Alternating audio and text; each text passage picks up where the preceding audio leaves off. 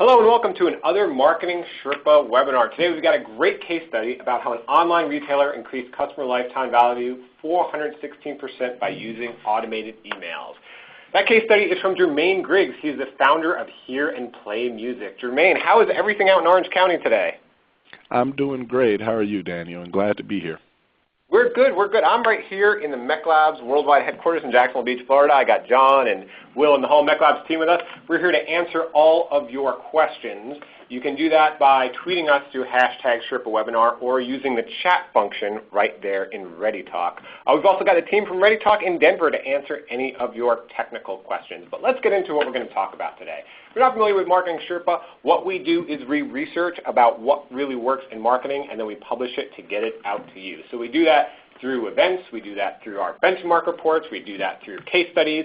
And what you're going to hear today is a case study that was originally presented at our last Email Summit 2012 in Las Vegas. And really, this webinar all starts with one fundamental question. Before this webinar, we asked you for your questions. As I said, we're going to try to answer as many of them as we can today. And we got one from Justine. She said, what's the best way to address automated emails or off-brand perception at upper management? So I would say, success begets success, Justine, and everyone listening. If you're trying to get automated emails implemented in your company, the best way is to show tangible results of how automated emails work and how they can work for you. So one place you can do that, of course, is on marketingsherpa.com. I'm going to tweet through our search link through the #SherpaWebinar in just a moment. And you can search through there and try to find automated email case study that would be good to present to your management for your company. Just to have one on the screen real quick with a source. This is an example of automated email through Newegg, who is the second largest e-commerce company in the world. And basically what they did is they set up these daily deal emails in an automated way, and they got 60% average open rate, 6% average click-through rate. And the great thing, as you can see from Daphne Chen there, is the automated emails, that's just the technology, but what it gave them the ability to was to execute with their marketing team on this every day and get it out quickly because they were automated. There wasn't much they had to change. So that's one version of automation. And another thing you could do is just basically play the webinar replay that you're about to hear for your upper management. So when Justine says automated emails are off-brand, she'll have to ask her upper management specifically what they mean. But my guess would be that they're worried that automated emails perhaps aren't personal or they seem robotic. And that's why we have Jermaine Griggs here today, because what Jermaine did such a good job of is he just uses automation as a tool, right? Automation, we've heard a lot about it. It's fantastic, marketing automation, but it's a technology. It's a tool, like a hammer and a chisel. And what Jermaine did, I call him the Michelangelo of marketing because he took that hammer and chisel and he created David out of it. And he's about to present that to you. So Jermaine, what do you think about Justine's question? I love Justine's question, and my entire presentation today seeks to answer that because on one end you got automated, and that word doesn't rub us, really good, and then you have personalized. And I want to teach you how to marriage those two, how to use both of them at the same time. And so we'll get into that, and I promise, Justine, you'll have something to share with upper management sooner than later. All right, thanks, Jermaine. Let's start just briefly by looking at a little bit of research. So this is from the Marketing Sherpa 2012 Email Marketing Benchmark Report. I'll tweet a free excerpt to that benchmark report through the #SherpaWebinar. You might have some charts in there you can use. The chart we want to talk about today is about effectiveness. What tactics are most effective for email? And as you can see right at the top of that list, automatically sending email based on triggers, 43% of marketers said that was a very effective tactic. So now we want to turn to you and ask you, John, if you can launch this poll, what type of automated event-triggered lifecycle email messages does your organization deploy? So everything from welcome emails, thank you emails, transaction emails, cart abandonment emails. So we've got a long list here, Jermaine. Now, when we get in your case study, we'll see, I think you have 171 different steps in your automation platform. How many of these different types of automated emails are you using? As I'm looking at the list, Daniel, I'm using all of these, from welcome to transaction to upselling. One of my maxims is the sale doesn't start until they say no. So when they don't accept our upsells, they're getting emails. If they accept our upsells, they're getting emails, dates, engagement, of course, website behavior, abandonment. I'd say we've tackled all of them and a few more that we'll be covering on this call. Excellent. John, can you close that poll and let's take a look at those results? So as you can see in the results, it skews towards the top, the basic emails, the welcome emails, the thank you emails, transactional emails. That's a very sensible email to send. And as we get lower down the list, there's less usage. 26% cart abandonment. Let me show you what marketers told us when we surveyed much more, 2,735 marketers for the email marketing benchmark report. So much like the audience on this call, a lot of welcome emails, a lot of thank you emails, but shopping cart abandonment, only 11%. That's something Jermaine's going to talk about today. As he said, the sale doesn't start until they say no. So I'm going to turn it over to him in just 1 minute. But as you listen to this case study, the first question I'm going to ask Jermaine about is resources, because when we think of automation, a lot of marketers have the excuse like, well, I don't have the time, I don't have the budget, I don't have a big enough staff. But when we talk about Jermaine, he's an entrepreneur and he made it happen. So Jermaine, do you think resources is something that really should stop people from using automation? Absolutely not. Absolutely not. Now, when I first got started, perhaps I could have used that excuse. The web hadn't evolved as much, and some of the technological tools that we have today weren't as widespread. But today, there's absolutely no excuse, and everything that I'm going to talk about is easily achievable with most CRMs out there and most basic autoresponders and a little bit of creativity. So stick with me here, and everything I covered didn't cost more, than $10,000, a few $1,000s, nothing in categories bigger than that. This is all makeshift stuff that I've put together over time, things that I was doing before the technology. The technology's only made it easier, so this is something anybody can apply. Well, Jermaine, let me turn it over to you. Ask you to talk about your background story a little bit, how you got going here, and I'm going to hop on the #ShipWebinar and tweet some of those links I was talking about. Sure. And you kind of segued. I was going to talk about my resources. I grew up in Long Beach, California, and in a very poor area. I started Hear and Play at the turn of the millennium in 2000. I was 17 years old. I had $70. And the story really starts a decade before that when my grandma, she won a piano off The Price is Right. And this piano is a piano I would play.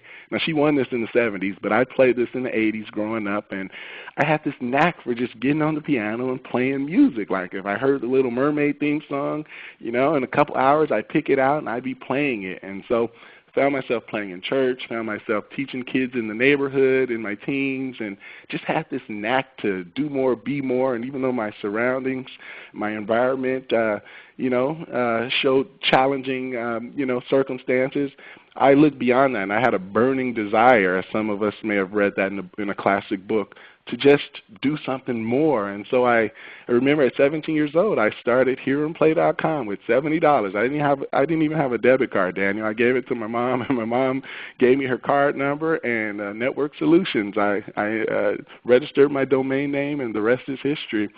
2 years later, by 19, we struggled to make things work, and we're talking like 2000, where the things that we take for granted today were not available. I remember having to keep video under a megabyte. Imagine that. You can upload 500 megabytes to YouTube in a second now, but back then, some of those kinds of things and the lack of resources and technology. And so by 19, we managed to grow sales to mid-six figures. By 21 years old, I had surpassed 7 figures. And let me back up. Hear and Play teaches people basically what I had learned a decade earlier, how to pick up music by listening. So it's the opposite. It's against the grain. No sheet music allowed, if you will, just by listening to chords and patterns. And, so we service people in church because they have to have that ability, rock and roll bands and, people playing for weddings and places where you really just have to be free from music and you have to improvise. And so today our sales have exceeded 8 figures, and having bootstrapped it all, I attribute much of the success of Hear and Play to what I'm going to talk about today, which is this idea and this philosophy of automation and personalization and using just email as one part of it, because I know we're talking about email today, but it really goes beyond that. It really is. It's all about relationship with customers. So that's kind of the quick version of my story. I could go longer, but I'm going to keep it quick there so we can get into the meat of this webinar here. So this is my site. You can go check it out, hearandplay.com. And as I talked about earlier, we had a question that came in from Justine. And that's a feeling that we hear from not only top management. I hear it from common entrepreneurs at events that I've spoken at. And they think of automated and they think of personal, and it seems oxymoronic sometimes, as these photos share. But what I want to teach you on this webinar is why the words automated and personalized, why they're not contradictory, and how to achieve both of them, how to use both of them by utilizing demographic, psychographic data collected from your customers. And I would even go as far as to say behavioral. That's not on here, but we'll talk about that a lot, to customize the user experience. So when we talk about automation, we're talking about something I could never duplicate with staff. I mean, even if we have a very lean staff, but I could never duplicate some of the things I'm doing with automation. Just today, people are getting text messages saying happy birthday from Jermaine. I know it's your birthday today, happy birthday. They're getting an email of the same. They're getting a birthday card last week.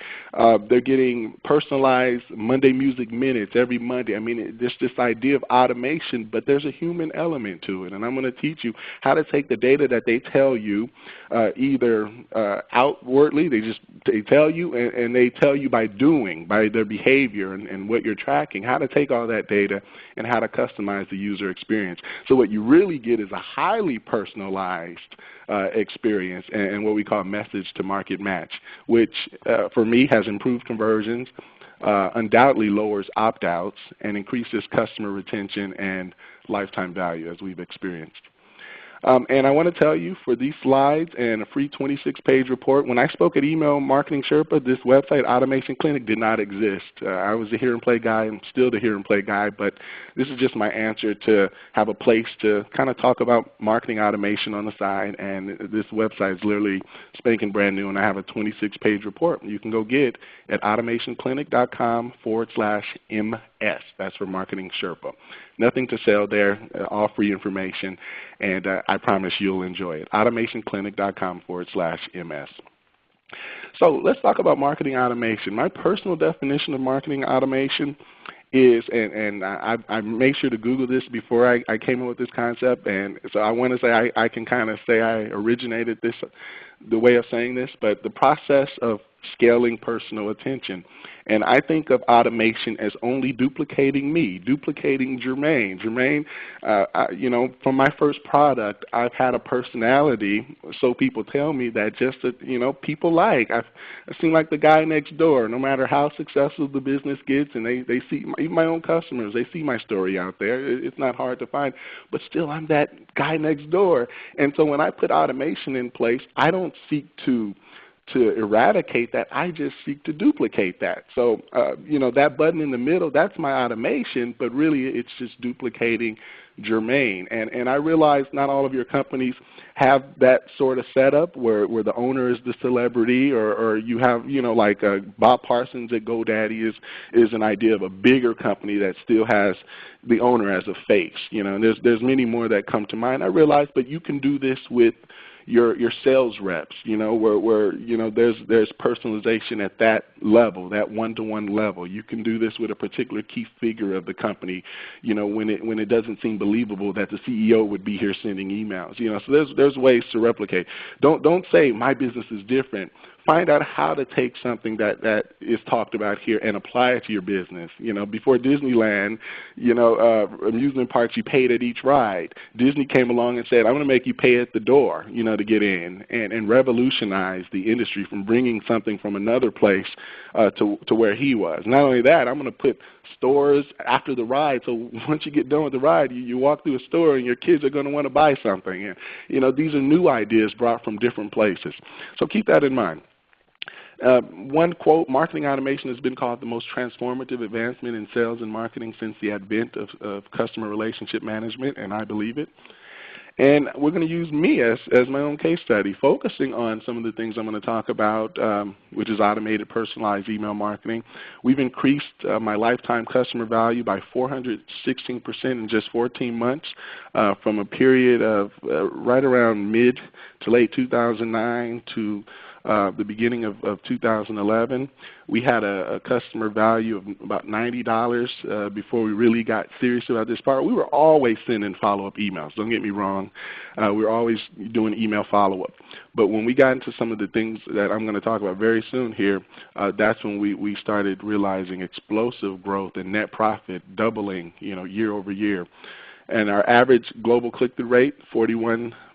So automated marketing does not turn people off when you do it the right way. And right now our customer total purchase averages is around $439. So let me ask you about that data, Jermaine. We have a question here from Patricia. She said, how did you measure the lifetime value of your customers? Well, there's a lot of talk about this lifetime customer value metric, and there's like a million ways to come up with it. But what we did was we figured out our life cycle. And this is by taking latency data, so time between first and second purchase, second and third, third and fourth, fourth and fifth, until we figure out a point where it really drops off for the average customer. Because I believe the definition of a customer is somebody who has bought from you, but there's an expectation to buy. I got that from a friend of mine, Jim Noble. And so when there becomes no expectation to buy, at some point you have to say, okay, this is where my cycle ends. So we take that period of time and we multiply that by average sale times frequency. So how many times the average customer will buy in that particular life cycle span of time. And that gives us our customer lifetime value. And when you do it that way, when you do it by a life cycle, because if you just do it on your whole customer base, well, you have new people there and they're skewing the results, and then you have people that have been with you since day one and they're skewing the results. So you kind of put a stake in the ground and you take a period of time, based on your data, and you do it that way, and that's what we've done. So our period of time is around 18 to 22 months, and we take purchases up until that point, and we figure out our average that way, if that makes sense. Excellent. Thanks, Jermaine. Okay. All right. So marketing automation, how it works is two very simple pieces of information. Number one, it relies on collecting lots of data. So I have this little thing I say, always be collecting data. I love that B in there, although I could probably take it out. But you're always doing it. You're never not taking advantage of an opportunity to collect data. So if they're downloading your free report, instead of putting a regular link in that email, no, you ought to be tracking through your CRM or go call them up and figure out how to do it if you have no idea. It's commonplace in most platforms, but you ought to be tracking that click, because that creates a decision. I want to know, okay, at this point, who hasn't clicked? I mean, for me to further on the conversation and they haven't read my PDF or watched my video, through the video platforms now, you're able to connect with your CRM and be able to track how far in the video they've watched. So it's things like that. It's not always what they tell you, and we'll talk about that more. But always collect data. Ask yourself at every point where there's an action to be taken or an inaction, the lack thereof of an action, can we be tracking this? Can we be storing this somewhere? And then most importantly, once you collect lots of data, well, because a lot of us, we get to the point where people get excited and they start collecting everything.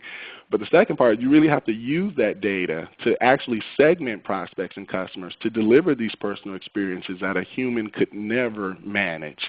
I don't care how much human capital you have. The kind of automation we're talking about just could never be managed one-to-one. And it depends. If you have a very high-ticket item and you deal with a lower amount of customers, okay, that's an exception. But in my market, I mean, we sell $50 to $100 products. We just have to sell, 75,000, transactions, 100,000, 200,000 transactions. It's very, very small ticket items.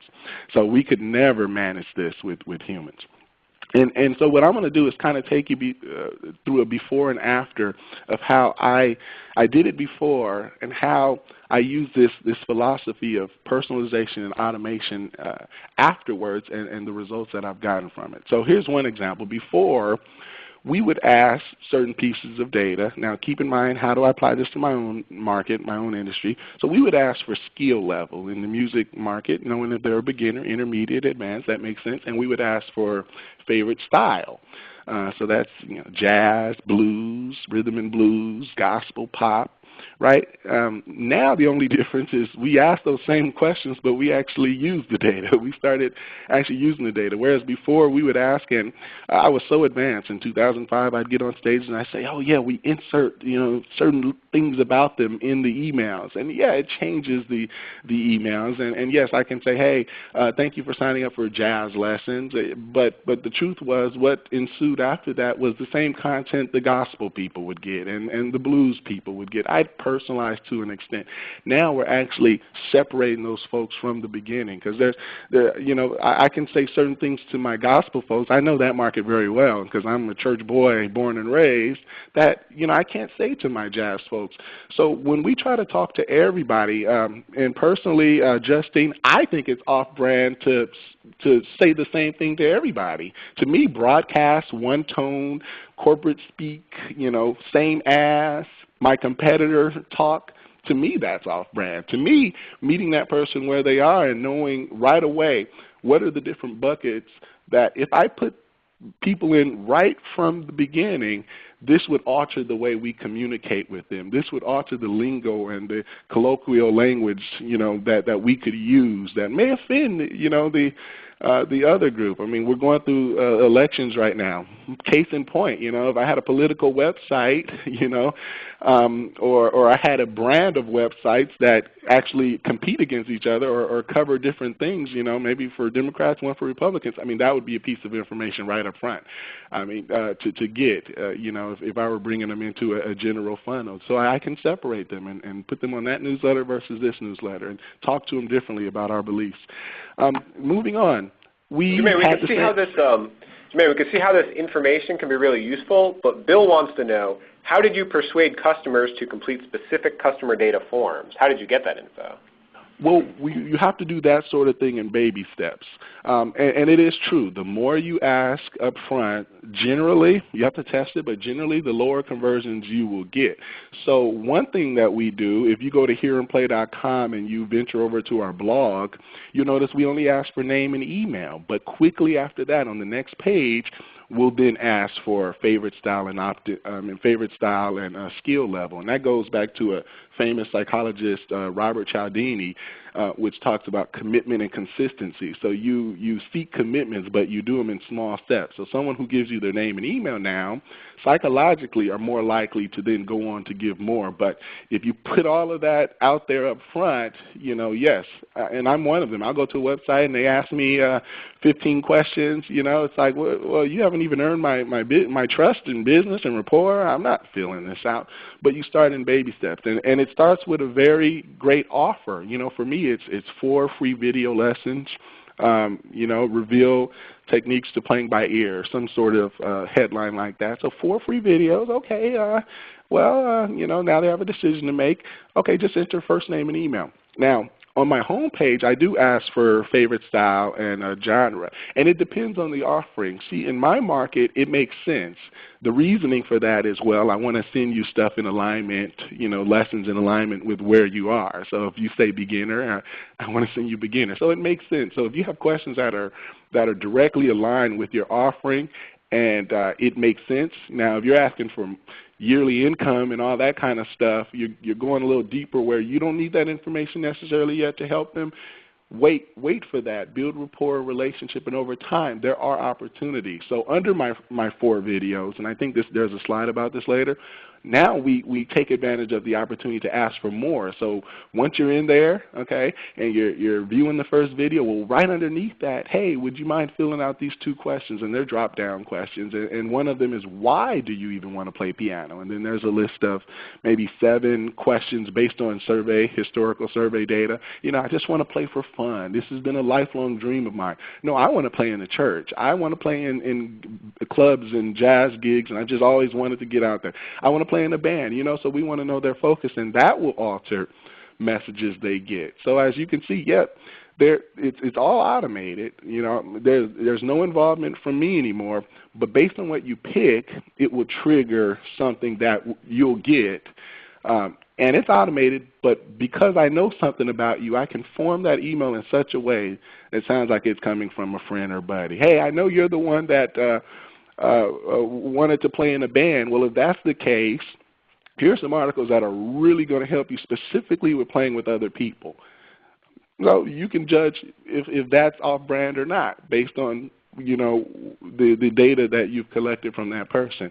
I'd be guessing Bob's going to love that information if that's what Bob answered. So it's all about data collection and using that data strategically. So I hope that answers it. I'm kind of long-winded, but I hope that takes care of that particular question.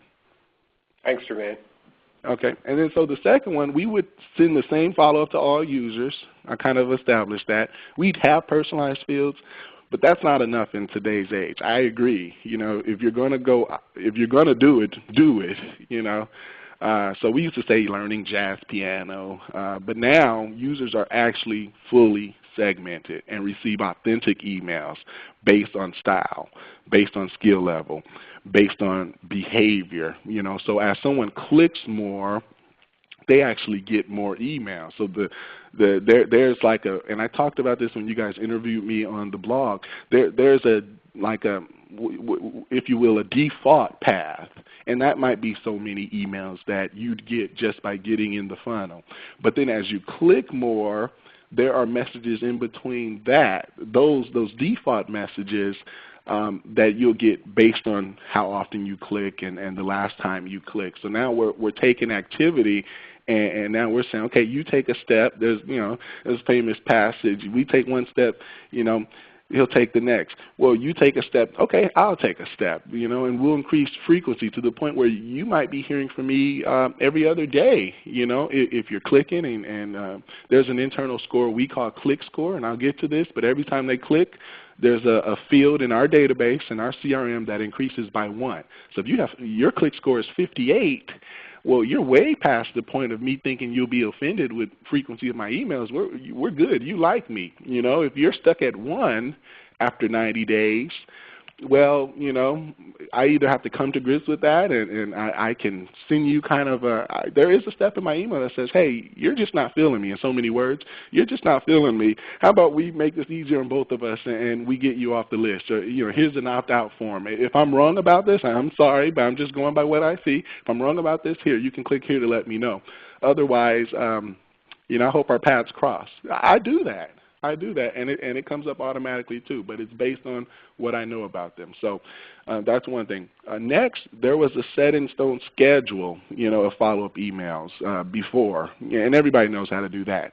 You make a campaign and you say, okay, I want this to go out X days after, so I want this to go out 3 days after, I want this email to go out 7 days after, that email 14 days after, right? I mean, that's been around forever. Now, everything is conditional. And, okay, got it. Everything is conditional, and I think the slides moved on their own, and I know what that means. Let's see. No, sorry, Jermaine. I just thought you were talking about the wrong slide. I thought you wanted to talk about this one, but if not. Okay, no worries. Now, how do I get this thing back to slide 20? There we go. And then I'll move on, though. Yeah, right before that one. So everything is conditional and based on user behavior. So like I said, one email begets another email. So there's an example of our opt-in form where we're asking for all 4 questions. There are variations of this where we only ask for the first 2, which is first name and email, and then we save the rest for the second page. So, you know, then what happens is they don't fill out the second page. You have something automatically ready to trigger out saying, hey, you're like 10 seconds from getting the free lessons or the white paper or the free report, but I really got to know this information because it lets me know which one to send you. It lets me know, you know, how to help you the best. So help me to help you. That's the idea there. And then here on 22, which there's a little delay here, we used to use a one-to-many broadcast tone because we had no choice. We didn't know who we were talking to everybody. I mean, I had a couple 100,000 people, but I didn't know who they were. Or had the means to even divvy them up and segment them anyway, so I had to talk one-to-many, and many of us do that. That's that corporate language I'm talking about. That's that, you know, third person, just that regular same as industry talk. You hear that tone in every email you get from B2B, even B2C. Now we use a conversational tone. I'm starting to learn so much about them with the data they've given me and the data that their click data and what they're interested in, that now, although that data is just numbers in the database or tags in the database, I can take those tags and I can put a human layer on it. Hey, this next report is similar to the one that you read last week. That might be a line. And because I know they read the report last week. Before, I didn't know they read the report, so I can't really say that. I can say the report I sent you, but now I can take it a step further, and I can create an ongoing conversation, putting a human layer over the data. The data says they clicked the report. Jermaine says, hey, this is just like that report you read last week, that I sent you and you read last week, and we can take it from there. So it's conversational, and it references past actions. Before, once they were in our system, no additional data was used to alter future communications. I call that static follow-up. It is what it is, set in stone. Now, every action taken results in a tag added to their profile, which can be used as a condition in future automated emails. So I call that dynamic. Now, let me explain that. Your CRM, and most CRMs these days, have the ability to either tag. If it's not called tag, it'll be called label. Some kind of description, or like in WordPress or in your blog, when you tag a post, you put tags, you put what this post is about, and you can put as many as you want. Now on many of the social medias, we're used to tagging. So now there's tags placed in someone's account, right? So it depends on how granular you want to be. So you can be so granular that you tag every click. Depending on your campaign. I mean, I was just told, I hadn't even looked at my tag count in my CRM, and I was told I had 900 tags. I would have thought it's half of that. But I'm a stickler for wanting to know every little detail. So I want to know how many clicks you've gotten. Out of 50 emails, I want to know not just your click score. That's one way to know it, but I want to know specifically what you clicked on. I want to know that, okay, this person has clicked 30 out of 50 emails. And I remember when it's a funny story, I hired my mom and my aunts and my girlfriend at the time, who was my wife, and I remember I fired them all, hired mom back, fired her again. It's hard to keep up with family. But anyway, I remember, no one's buying, and we've called 50 people, and that was my before. And I had no way to really challenge that, okay? I mean, we can do more sales training. But nowadays, if you have prospects and the threshold to even get a phone call is must have this many tags, or must have this particular score, or must have read this report, or must have clicked on 3 of the last 10 emails, or whatever threshold that internally you think it can be set down. Well, now, okay, we have that same meeting, nobody's buying. Well, they're clicking, they're reading. Maybe it's you, goodbye. But that's a funny way to describe it. But really, when you're tracking stuff, it really has impact on you at multiple layers, not just in your automatic follow-up email. It really gives you a full, comprehensive look at how active that customer is, because recency is the best predictor of action and buying and selling, right? If they haven't visited you recently and they haven't clicked recently asking for a sale or thinking a sale's coming, it is foolish thinking. So recency begets, whatever the next goal is. So keeping up and tracking that and latest activity date and working with that kind of data will be revolutionary. Going back to before, once the sequence was over, it was over, and I had many people that have been through my sequences in past, and I didn't have anything else for them. But now, like quantum physics, I was reading a quantum physics book, there's packets of possibilities that exist based on this data in their account. So now we have it where promotions are actually repeated. Like I have a particular promotion that offers a really hefty discount in the first, I believe it's the first 4 or 5 weeks. Now, if they don't even click on that promotion, I have that promotion set to come back around in 40 more days with a different headline, or some kind of different appeal. because I know, I mean, a lot of us will have promotions that we know work historically. You know, we got the data on them, we tested, we split test, this is the winner. But if the person hasn't even clicked or seen or opened that email, for most of us, that's a wasted step. Goodbye, there, you know, it's over, static, it's gone. Well, I'm saying, no, I'm going to roll these promotions back around, because just because they didn't click, it's not always your fault. It's not always the headline. Sometimes it can be. Sometimes it's timing. Sometimes it's what's going on in their life. And this is for stuff that you know works, right? If you're still in testing phase of a particular step, you have to get that done. But once you know something converts at 10%, or this I know this email, 5% of people will be, you know, interested and move on to convert, or this, you know, this amount of people will click it, and you're confident in it, then you can start recycling steps back around based on the data. But you got to know who clicks, and then have a way to know who doesn't click, which generally having the positive tag is enough, because your CRM will be able to tell you, or you'll be able to run rules that say doesn't have this tag. So once you have the tag, yeah, that's all you really need.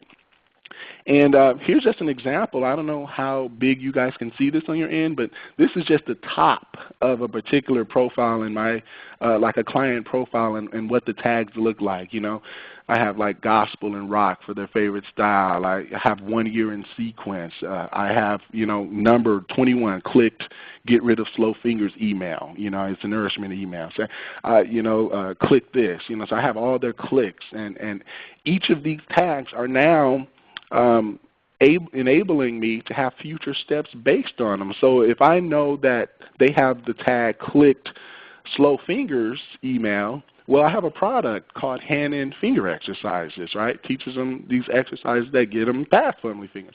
Well, I can bring that promotion around a week later or 2 weeks later, or maybe it's not even time for that promotion yet, but I have that data and it will never go anywhere, and I can have an email conditioned upon the fact that they clicked that email. And what can I say in that email? I can say, hey, I noticed some time ago that you clicked the email on the fumbly fingers, you know, or I can relate to that in whatever way I want. And then I can say, well, if that was helpful to you, then I have a resource that I want you to check out. I actually have an online clip that's explaining one of 60 exercises that will help you to develop coordination, speed, agility. And they click, and there's the product that aligns with past behavior. You know, and the more recent they do it, and if you're able to bring that promotion up as recent as it happens, sometimes I have other things lined up that have to happen first that are more in my generic sequence. So I can't answer everything they click on right away, because that'll end up with, you know, too many emails. But I just have those as future steps, you know, into the future that rely on things they could have done yesterday, last week, a month ago, you know, what have you. Here's other pieces of data we collect. Now, this is more on the data-driven marketing side of things, but when you put the personalization over this data, you know, like days between contact creation and first order. So this person, it only took them 9 days from the time they gave me their email, they got in our system, to order. That tells me something. I mean, a future email can say, hey, I know you're the type to take action, because, you know, it only took you a few days to you know, take advantage of what Hear and Play is offering and what we're trying to do, you know, to help change the way the world learns music. And then I can even couple that with frequency, you know. So where's my frequency? Number of purchases. So say number of purchases, this isn't from the same record. I just took these random screenshots. But say number of purchases is 2, and it took them 9 days. Well, you can combine this and put a human layer over it. Okay, so this person's a fast action taker, and they've come back to me. So they weren't just a fast action taker, I let them down and they never bought again. They were a fast action taker, they liked me the first time, and then they came back. What kind of human conversation can I say to that person? So your mind ought to be spinning. Like when you see the data, what happens is it's easy to get to, I think Daniel said I have 170 steps. It's easy to get to that. The truth is, if I had enough time in human resource, I should have 500 steps, because there's so many things that, based on the data, you can just go out and well into the future. But instead of going out in the future, I'd rather go back to steps and just tweak them and test them. And, you know, like I said, look at how many people have gotten this step, how many are tagged that clicked it, and that's kind of the metrics I use to go and find a step that isn't working as well as its brothers and sisters, if you will. But here's just data that you can be collecting, or data that you should be storing somewhere, but not only storing for the finance team and the VP of finance and whatnot, but storing to be used in marketing efforts, to put a human layer. This is automation, but we use the data to put a human layer on top. We also are free data. So you sign up for lessons. I'm tracking how many times you log in, ratings you've given me on the video. You think you're just rating it like it's a YouTube video. Well, I'm tracking that. I'm a stickler for that, because if you say 5, you're going to get an email the next day saying, hey, I just want to thank you for rating me a 5. It's just great to know that you're with me. I know that I don't rub everybody the same way, and I know this playing by ear isn't for everybody, but I just wanted to let you know that I appreciate you rating me. Just a rapport building. There's no sales attached. It's just in reply to what they're doing. If they rate me 1, I want to know. We send them to a survey. Is it me? Is it the content? Do you think I'm baloney? You don't like me? Do I talk too much? Because that could very well be it. So that's another way. Activity, that's the click score that we were talking about down here, how many times they click. So this person, whoever I got this from, good clicker. And this also, once we get their direct mail address, I'm using this online data to say, well, who am I going to be willing to spend real hard money on? Not that the email marketing isn't hard money, but direct mail. For a young online-only marketer like me, to go into direct mail was a big step for me. And I'm not going to do it to everybody, but I'm going to use the data to pick the people that are more inclined to take me up on my offer. And that's how we've realized really good return on investments, even going offline. Before, we had no way to gauge how responsive a prospect was. Now we're using the data. We're using something called lead scoring. It's kind of like that click scoring that I just showed you, which increments in 1 every time they click. But now we're using lead scoring, which it basically attaches a number of points to an action. So a click, this could be another way to do the clicks. That could give them 10 points.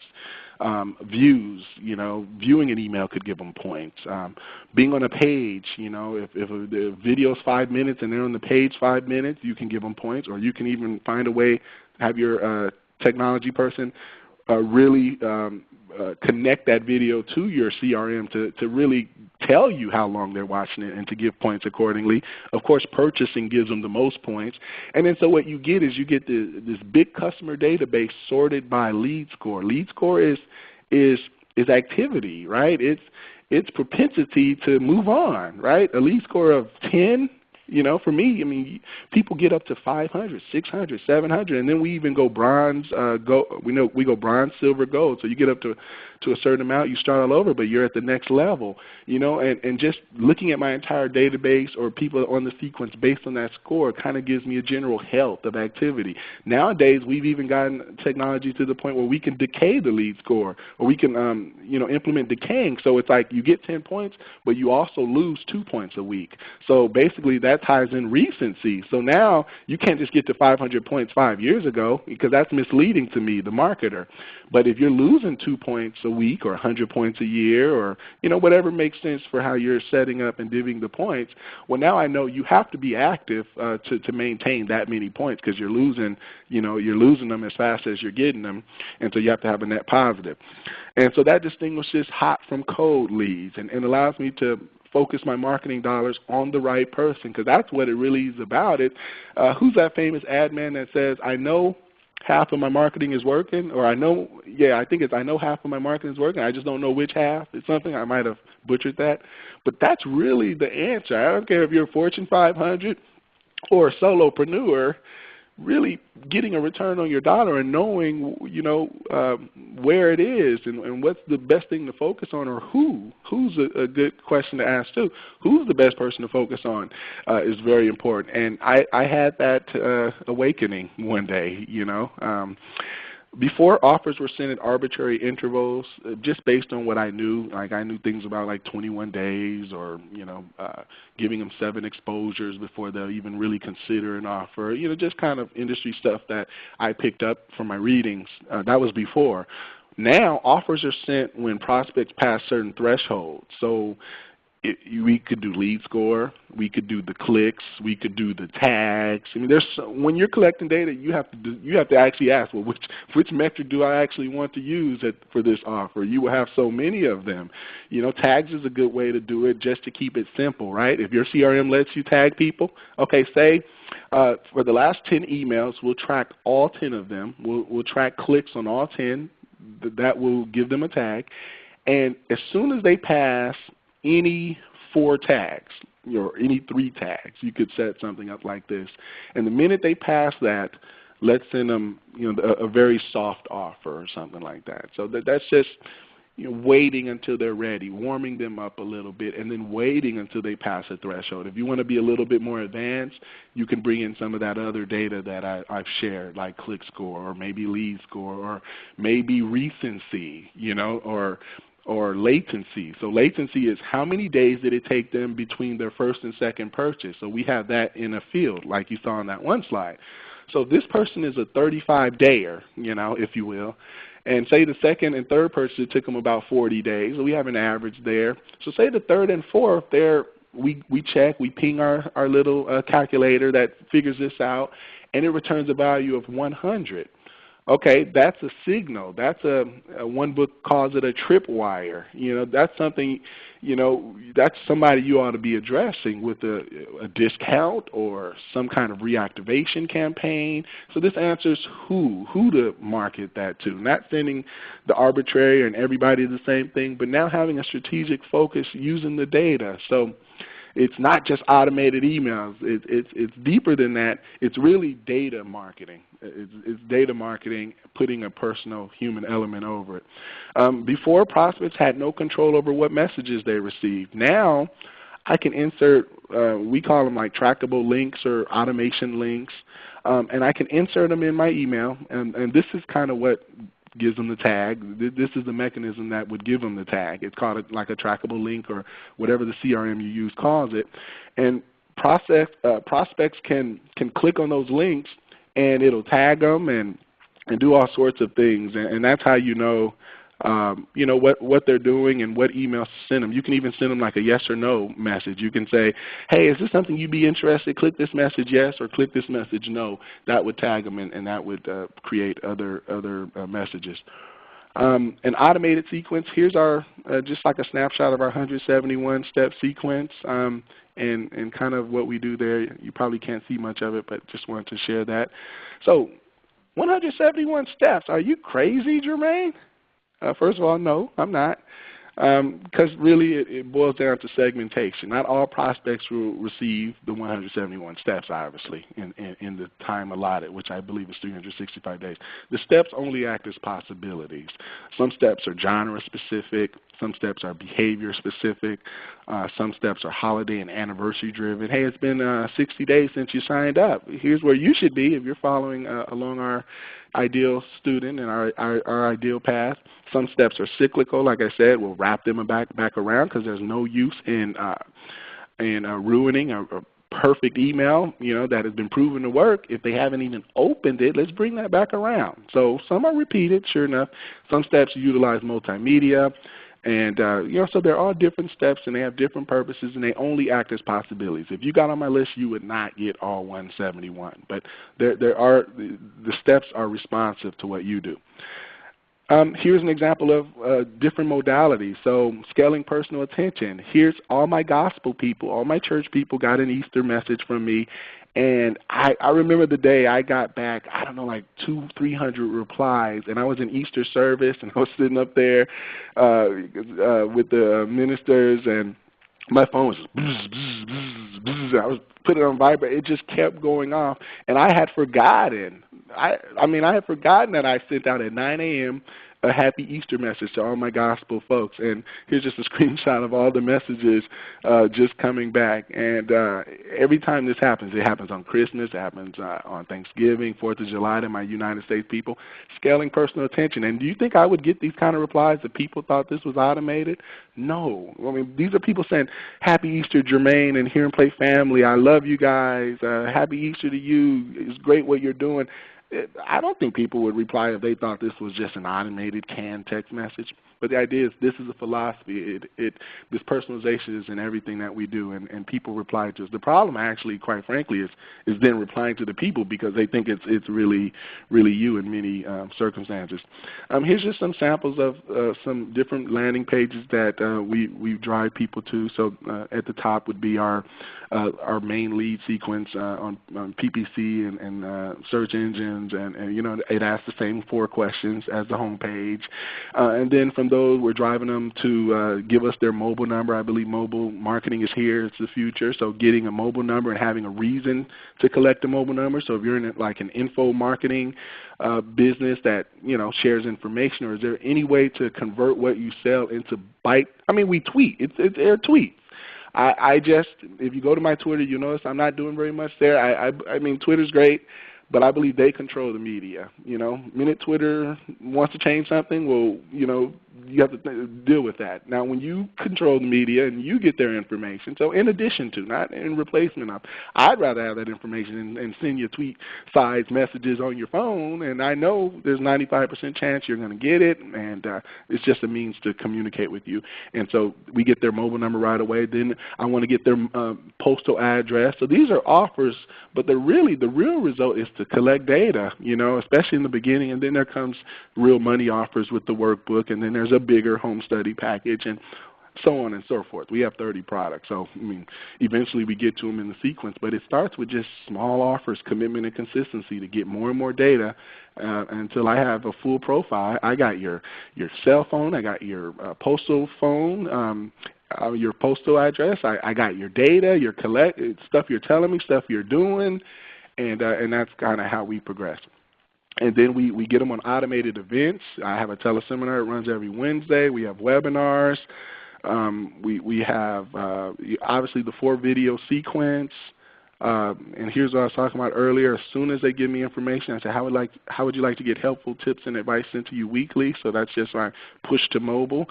And I just want to give you an example of how this would work, like for a beginner gospel musician. So they opt in with their first name, email.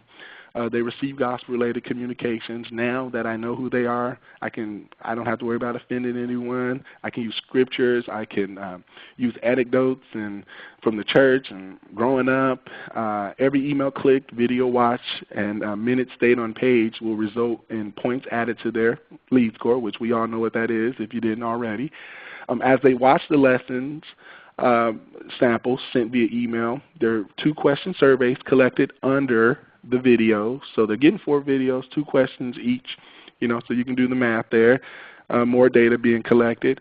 Time on page and video usage stats are being collected, but they're also used as conditions in future follow-up to ask users how they enjoyed the lessons and even to offer follow-up lessons. So I don't give a time frame of when the videos will unlock. So you get your first video. If you watch it, you actually get the second one right away or the next day. If you don't watch it, you actually get a reminder for the first video. I withhold the second. I tease them a little bit, but I want to send a push just, because the sale doesn't start until they say no. I like no. Because it gives me a reason to follow up based on that. And if desired action wasn't taken, we reemphasize the call to action and reemphasize the benefits of taking the action. And that happens a lot. So there's a step, and then there's like 3 follow-up steps if and only if they don't take the actions in that step. If they do, they skip the next 3. So it's possible to go from step 5 to step 12, or if you actually follow the straight line. Weeks later, follow-up steps can reference past similar actions taken to further current desired action. So this video is similar to the one you watched a few weeks ago. Evergreen newsletters. So everything I do is more so I try to keep it evergreen. Evergreen newsletters, emails can be used as and recycled at later times based on usage data. So if I make a blog post, I keep it pretty evergreen. I remove dates from my blog, and not everyone can do that. Not everyone agrees with that. It's what we do, and so those are future nourishment steps, to evergreen content that is just out there, that has been out there. And I remove dates from the comments, and I try to keep everything evergreen. And I even have a filter that will remove dates from the comments as well. But that's that you can do that if you want. Anniversaries are acknowledged. Like I said before, it's been 6 months since you first committed to learn gospel music. Soft offers are generally presented under content in the beginning or as an aside. So I'll start using my postscript to, push them to certain things in the beginning as I'm delivering the content that I've agreed to. But I started, bringing them in. Hard offers are then presented once a user has passed lead score thresholds, like we said, has clicked a certain number of links, has requested the offer, front-end offer, has raised their hand by clicking links that relate to that, or any number of combinations thereof. And as I wait for this, okay, there we go. And then you can take it a step further and incorporate other channels, multimedia channels, adding personalized audio, something that might come up in the step. Even if you guys, if you go over to automationclinic.com/MS to pick up the slides, especially if you were late, I talked about that. When you confirm your email, you're going to get a special, I practice what I preach, you're going to hear a special message, and you might be surprised depending on what your name is, because I haven't recorded all of them. But voice broadcasting to emphasize particular email sent or campaign. So you order from me, the next day you actually get a voice broadcast. Now I realize depending on how big your company is and how you position your leadership, it won't be believable that the CEO is calling, but I position myself still to my audience. No matter how big my mailing list, I'm still Jermaine, and I'm always Jermaine. And so, it's very believable. We're doing like a launch for a product right now, and a few people in the comments have said, I appreciate that call you gave me last week. It's amazing that you can still do those sort of things. And obviously I can't reply to that. I guess I could say thank you, but it is automated, and I have to be careful sometimes. Sending birthday cards, offline personalized postcards, incorporating all that kind of thing, the tip of the week with the mobile minute. Something we do that we started doing afterwards, adding that human touch. They get a Starbucks gift card. They even get cookies, and the Cheesecake Factory is like the highest gift card that we give. But those are for customers who pass various monetary thresholds. So we have these, these methods and procedures that all they do is they keep checking. Has this customer passed $400 in sales or $300 or in total spent? If they have, okay, send them a Starbucks card, tag them that they've been sent the card so they're never sent the card again, and then keep going. Okay, have they passed $700 in sales? Okay, send them some cookies with my kids saying, thanks for supporting my daddy. Here's some cookies. These are our favorite cookies, so we thought you like them. Okay, oh my God, it just melts, especially my grandma. It just, hello? Am I being cut off? Well, Jermaine, I'm going to ask you in just a moment some of the top tips you have for the audience, because we're getting down to the final few minutes here. You presented a lot of really helpful information. It's very database, very complex. So to bring it down to the final few minutes, I'm going to ask you in just a moment, what would you give the audience your top few tips as they walk away? But first, I would be remiss if I didn't thank Eloqua. Eloqua is the sponsor of this webinar. They allow us to provide this webinar for free. I remember a few years ago, working as a marketing consultant, this was several years ago now, I was at an off-site with a marketing team. They kept talking about this Eloqua thing several years ago. They're all excited about this thing. I had no idea what it was. Now we all know because it's really grown in presence. We're really happy to work with Eloqua. They share the same beliefs we have in the value of automation and relevant marketing. Plus, their software makes it easy for you to launch, monitor, and maintain the kind of automation campaigns we shared today. You can see their contact info on the web address here, and we encourage you to get in touch with them or visit their site to find out more about the value they can provide in triggered messages, segmentation, automation, and utilizing abandoned cart information. I also want to let you know that, as we said, I first met Jermaine in person at Marketing Sherpa Email Summit 2012. He spoke there. We're going to hear more brand-side case studies from speakers like Jermaine at Marketing Sherpa Email Summit 2013, February 19th to 22nd, Las Vegas, the Paris Hotel. And you save some big bucks if you sign up before October 31st. That's marketingsherpa.com/email summit. But let me turn it back over to you, Jermaine. In the 2 minutes we have remaining, can you give us some action steps so marketers can put this into action? Absolutely, absolutely. And I want to thank you guys for having me. I told you I can get a little carried away, so I do apologize if if I did get carried away. I just love to talk about this stuff.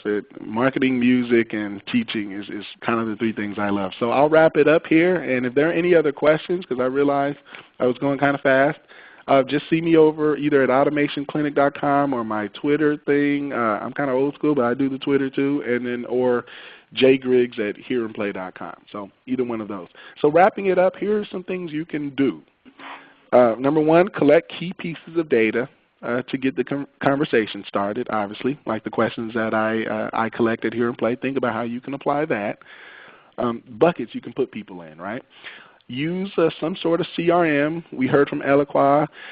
Use some sort of CRM that works for you that will allow you to continually add and act upon data and tags in user records. So collect the data, but make sure you have or ask or call that number and ask for how to make this sort of thing work. It's really tags, labels that are placed, but you want to be able to actually do actions based on those tags. That's the key formula. Number three, build out different paths within the sequence for your most active users to follow. And then once you have that path, like if in a perfect utopian world, marketing world, this is what they would do. They would get this report, and then they would make an appointment, or register, get a consultation, request a consultation, and then they would do this, and then they would end up buying this, and then they would get on this service plan. And you probably already have that. But this in your marketing sequence, and then have course correction steps for the people that don't schedule that appointment within 7 or 10 days, and don't do that. And keep in mind, these emails can come from their assigned sales rep. Most CRMs allow you to assign a contact to an individual person, and the same automated emails will replace their name with my name or the next sales rep's name. So now it's believable. It's coming from a real sales rep, but it's still personalized and it's still automated. Number four, every link or action taken should be tracked. Thou shalt not ever send an email without any tracking. I mean, most CRMs are doing that, but I want to underscore that. Use data to keep the conversational tone, because once you know something, now you can reference that, and your sales reps can reference that, and even be more believable if you don't think it can work, with one personality. Apply all of this at the sales rep level. Still works very well. Implement an internal scoring system, that distinguishes your hottest prospects and customers from the rest. That's the lead score, click score, total spent, what have you. Don't be afraid to have 5 almost duplicate steps that cater to the exact needs of different segments versus one size fits all. So there might be one report, and you don't have the means or resources to make 5 different reports yet, but just the way you set that report up, just the way I set it, my first video is finding the key of any song. It doesn't matter if you're jazz, gospel, blues, but I can have 5 duplicate steps that are conditional upon the fact that you chose jazz. And why do you need to learn to find the key of a song if you're a jazz musician versus a gospel? Gospel, I know that one very well, because when Sister Murphy gets up there and starts singing and you don't know how to find the key, it's going to be very embarrassing. So how do you set? So it's a personal thing. It's conversational. I set up the same step 5 different ways depending on my segments. And when you're able to talk directly to that person where they are, the right message to the right person, you'll see an impact in conversions and your metrics. It only makes sense that you would. Incorporate other marketing channels and multimedia elements. So you start with email, but then you use the same data to affect direct mail campaigns, audio, video, postcards, birthday cards, gift cards, especially to your hyper responders. And if you don't know who your hyper responders is, then some of the things that we talked about today should be a focus. Use behavior data to cross-sell based on last purchases, last page visited, time on page ranking, lead score. You can track or have a field that puts the last page they visit or the last product they've seen or the last date they've clicked, and use that as a means to cross-sell or sell the next product or encourage the next step. And remember, don't be afraid to use a personal conversational tone. I hope you understand by hearing me on this webinar today that it's not just what I do. I do that everywhere. So if somebody invites me to a webinar, I'm going to be Jermaine. I don't know if Mark and Service is going to have me back, but this is Jermaine. If I got to speak at the White House, it would be Jermaine. I mean, that's why I like Joe Biden, because he's Joe Biden, and you whether you're on one side or the other, you just know that's the guy, and that goes in every part of my life. People know. My barber just told me the difference in you and some of my other clients in this area You seem like you're just the same guy everywhere. Where I witness people acting a certain way here and they're different, well, the same thing happens in my marketing. Same person, conversational tone, because at the end of the day, even in B2B, we're selling to people, and people are people. And the same thing that drives you on the psychological level, whether your CEO drives me, whether I'm flipping hamburgers, we're people. And when you touch those hot buttons, you'll figure out that that is true. So don't be afraid to be personal. And the automation is just a tool, like Daniel said. It's really the philosophy and the decision to say this is the way we're going to communicate with our prospects. This is what we're going to be known for, and this is what people are going to feel when they see our emails and communications. And it's all about differentiation, because when everybody's using the same kind of tone and you're that breath of fresh air, you're Jermaine, you're who you are, it goes a long way. And I think that has a lot to do with my customer value. These aren't a bunch of new one-time customers. These are customers trusting me again and again and again, in addition to new customers coming in the beginning of that 18-month cycle and doing the same. And so I think that is it. I want to thank you guys, and sorry again for going over, Daniel. But I had a great time. I hope you guys had a great time.